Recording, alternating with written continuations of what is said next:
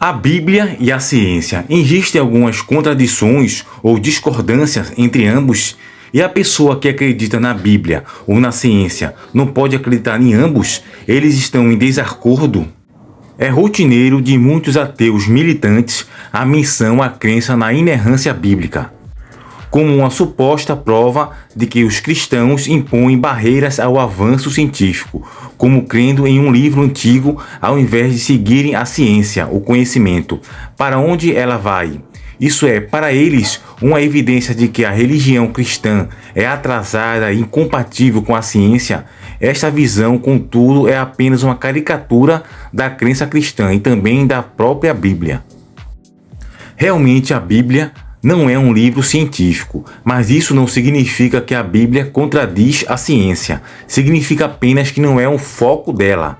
Da mesma forma que as obras de Heródoto ou Joséfo não podem ser consideradas científicas, mas também não são necessariamente anticientíficas. Significa apenas que a ciência não é o objetivo principal do livro. Com isso em mente, podemos ler a Bíblia de mente aberta, sem nos preocuparmos com o rigor científico, mas que queríamos na inerrância e inspiração das Escrituras.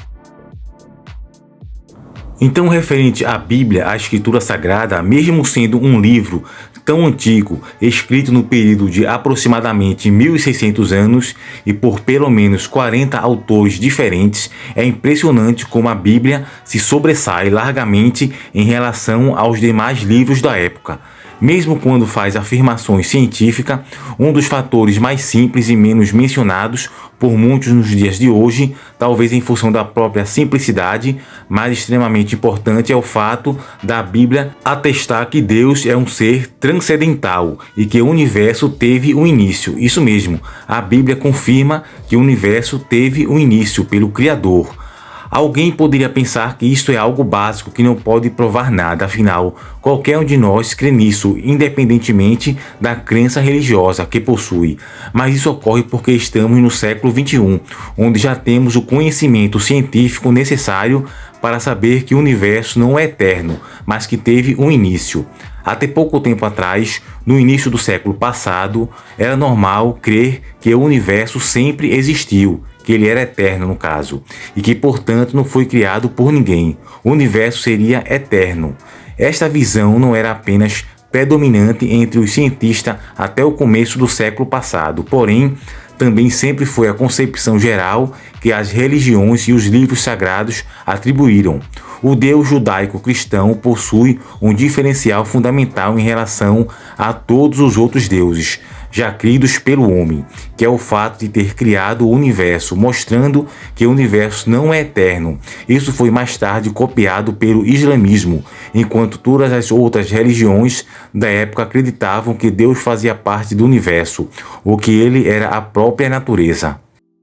As religiões panteístas, que já existem desde muito, ensinam que Deus é a natureza, e nisto podemos incluir o budismo, o hinduísmo, a nova era, o jainismo e o taoísmo.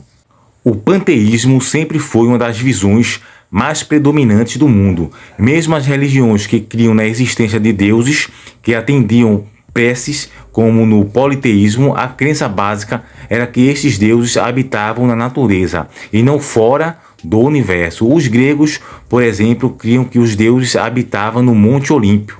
Agora, em relação à crença judaico-cristã, uma das principais doutrinas da fé judaica cristã é que Deus criou o universo do nada num tempo finito do passado. A Bíblia começa com a palavra: no princípio Deus criou os céus e a terra. Está no primeiro livro da Bíblia do Velho Testamento, Gênesis capítulo 1, versículo 1.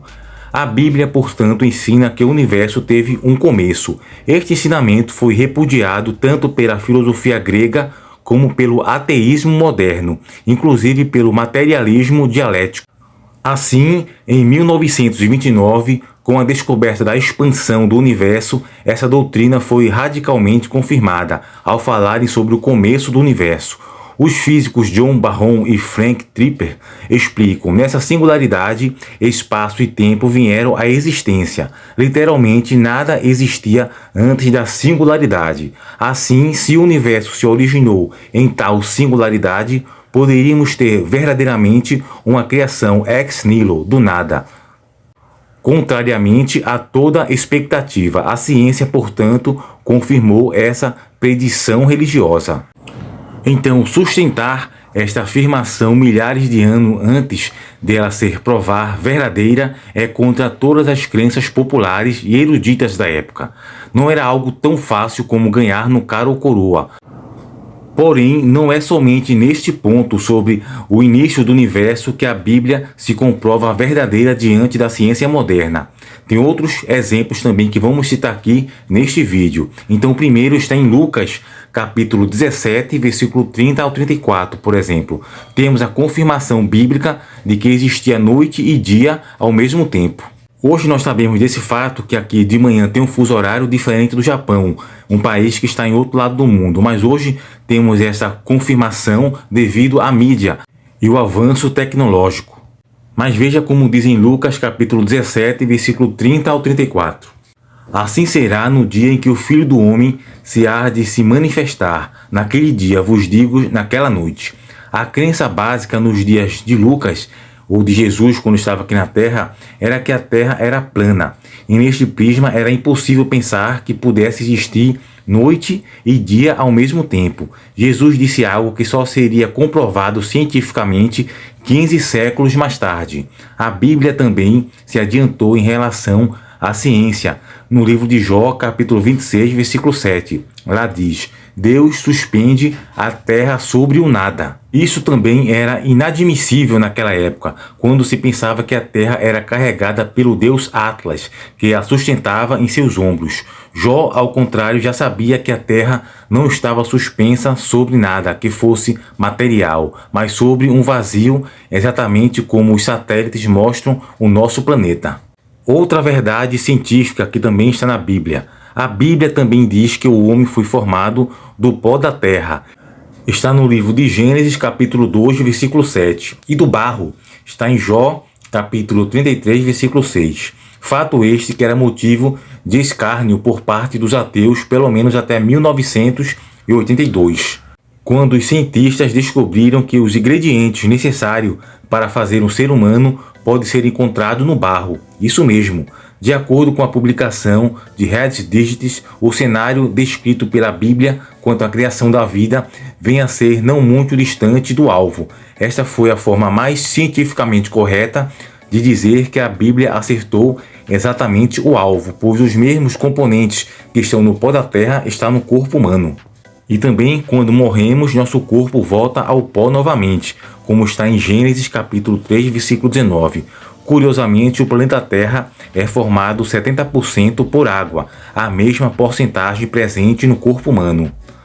Outra curiosidade sobre a criação de Adão e Eva, até mesmo a descrição bíblica sobre Deus criar a mulher a partir da costela de Adão, que está em Gênesis capítulo 2, versículo 21, é perfeitamente científica. Qual foi o processo que Deus usou?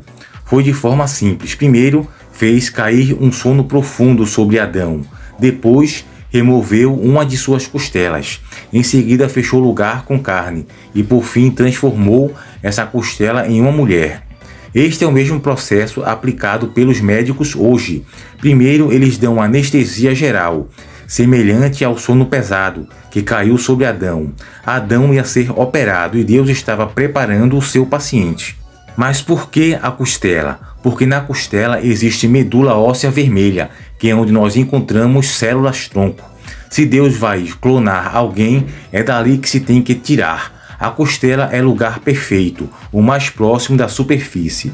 Deus fechou o lugar com carne, que é o mesmo procedimento que os cirurgiões plásticos fazem. Adão não ficou fisicamente deformado após a cirurgia, mas continuou perfeito. Todo o processo aplicado pelos médicos com o avanço da ciência moderna é aplicado por Deus em Gênesis capítulo 2, versículo 21. Com exceção à criação da vida, algo que ser humano nenhum é capaz de fazer, somente Deus. Então concluímos que não há nenhuma discordância ou oposição da Bíblia e a ciência. Elas estão juntas. A Bíblia está de acordo com a ciência em vários aspectos. Por quê? Porque a Bíblia é a verdade, é a palavra de Deus.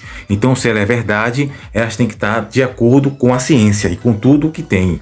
Óbvio que quando eu falo a ciência, eu falo da verdadeira ciência e não da pseudociência cosmonaturalista que muitos ateus defendem, que vai em desacordo com a Bíblia porque é uma ciência pseudo, uma ciência falsa.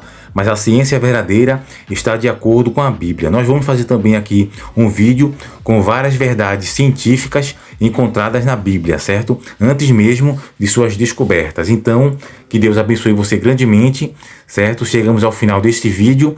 Deixa seu like se você gostou desse vídeo, curte, comenta e compartilha, ok? Então, até o próximo vídeo.